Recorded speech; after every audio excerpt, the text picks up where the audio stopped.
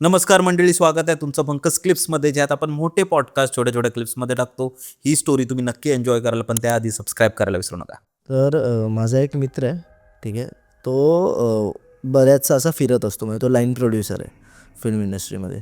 तर जेव्हा कोण असे डिरेक्टर्स वगैरे येतात, तर त्यांना प्रत्येक लोकेशन वगैरे सर्वे करून देणं, की ह्या इथे सिक्वेन्स करू शकतो, हे ते करू शकतो, जेवण वगैरे जे लाईन प्रोड्युसर काम करतात ते तो करतो.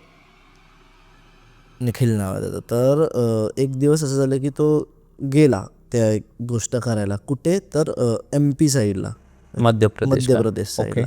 आणि त्यांना थोडंसं असं अबॅन्डन विलेज टाईप असं काहीतरी हवं होतं, जरासं असं छान. तर ते दाखवली विलेज त्यांना. आणि तिकडे ना एक असा ढाबा होता, असा वेगळा. गावात पण लोक थोडेसे राहत होते, पण असं बोलतात ना की संपत आलेलं गाव टाईप असतं, तसं एक होतं ते MPत.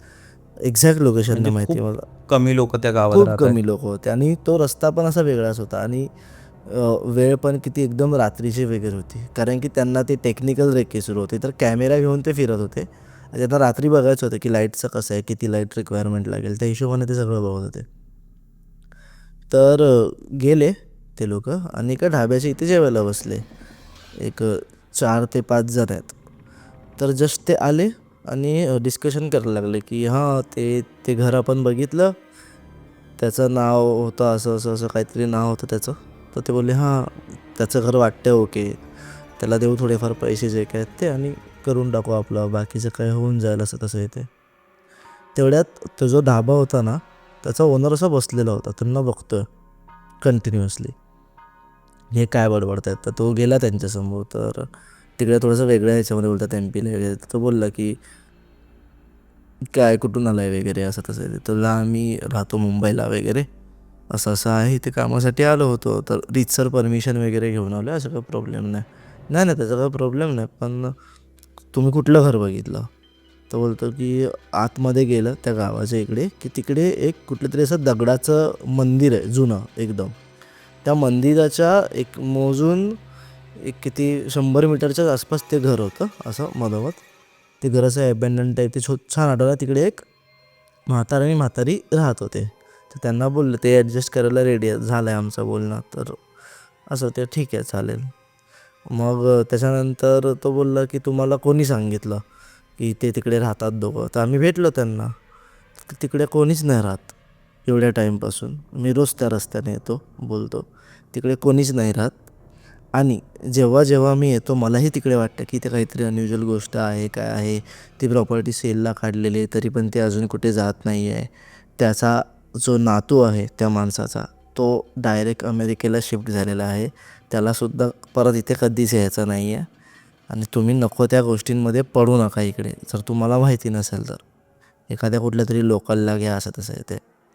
आणि त्याच्यानंतर त्यांनी काहीतरी तिकडे ना MPचे जे रोड्स आहेत ना, आता मीही गेलो होतो कामासाठी तेव्हा बघितलं मी. MPचे जे रोड्स आहेत ना, तिकडे ना तुला खायचे खूप वांदे आहेत जास्त करून.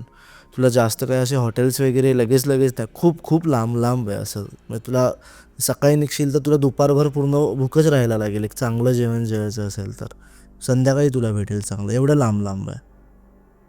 आणि तिकडे जेव्हा त्यांनी ऑर्डर केलं होतं चिकनचं काहीतरी, तर त्या हॉटेलमधलं जेवण पण एकदम असं, कारण की भेटतच नाही ना रे तिकडे, असं जास्त लांबून आणायला लागतं सगळं इथे. तर जेवण पण त्यांनी खाल्लं सगळं इथे करून, तर काही बरोबर नाही लागत आहे सगळं असं. तर ते बोलले ठीक आहे, जाऊ दे, कितना हो बताओ, पैसे बिसे भरले. ते गेले. ते बोलले जाऊ दे, पुढेच जाऊ कुठेतरी. गेले ते पुढेमध्ये. तेवढ्यात एक त्यांना दुसरं एक चांगलं हॉटेल भेटलं, एक हार्डली 50 किलोमीटरच्या इथे वगैरे. गेले ते तिकडे. तिकडे ते थांबले हॉटेलमध्ये. तिकडे ते जेवले मस्त पद्धतशीर.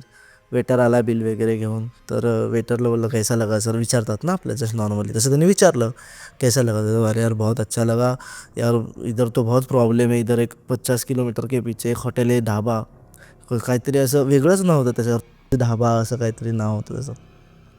ढाबा करके कोई तो था ऐसा, अच्छा नहीं है, ऊपर से वो गाँव का कुछ तो बता रहा था. कौन से गाँव का, त्याने काहीतरी गावाचं नाव घेतलं. मग तो बोलला हाँ वो गाँव का बहुत अलग है वो. बोलतो गाँव, उस गाँव में ना, मतलब अभी अभी ॲज ऑफ नाव एक भी बंदा नहीं रह रहा है.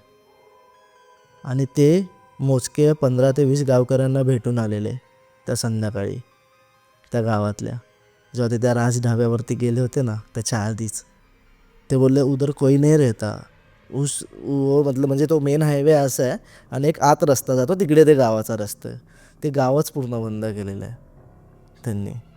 आणि त्याच्यानंतर तो बोलतो कुठल्या ढाब्याचा बोलले तुम्ही, तो बाहेर येतो हायवेचे ना तिकडे, तो बोलतो तो ढाबा पण गेले 5 वर्ष झाले बंदच आहे, तिकडे काहीच नाही आहे.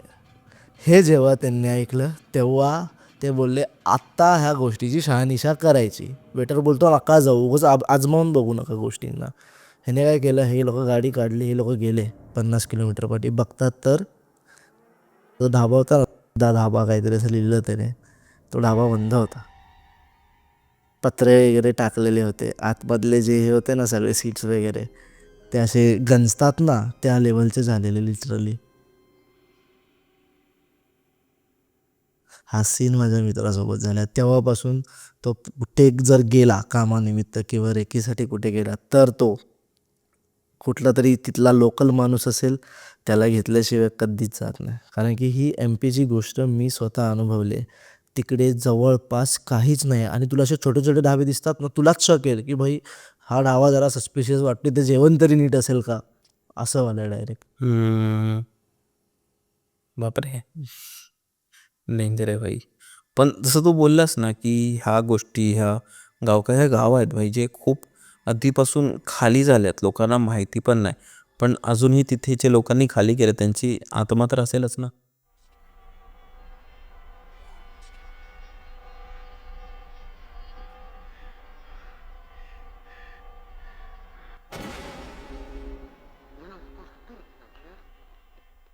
ऑफकोर्स आता कसं आहे त्या गोष्टीची आपल्याला कुठली अशी पार्श्वभूमी माहिती नाही, नक्की काय झालं होतं काय, काहीच माहिती नाही ना.